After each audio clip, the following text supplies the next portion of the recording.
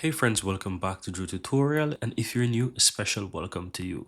If you are trying to get access to Manus AI and you click get started and you enter your email address and impatiently waiting for that invitation code so that you can quickly access Manus AI, then guys, I want to share some feedback with you because I actually get access to Manus AI.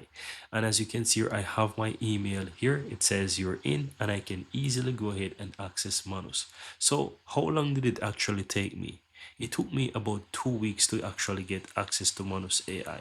Now, if you go ahead and you, for example, Google this, it will tell you that it will take a few days or even a few weeks. So if you're lucky, you can get access within a few weeks. Otherwise, I just want to say be patient because it can actually take a few weeks for you to get access. In my case, it took me about 2 weeks, and once I received that wonderful email, I could just simply click try Manus, and I can even go ahead and just simply sign in. So I'm going to simply sign into my account right here so that you can see that I have access to Manus AI. And that's it, guys. I can go ahead and I can do whatever I want with Manus AI as and use it and enjoy some of the amazing capabilities that come with Manus AI.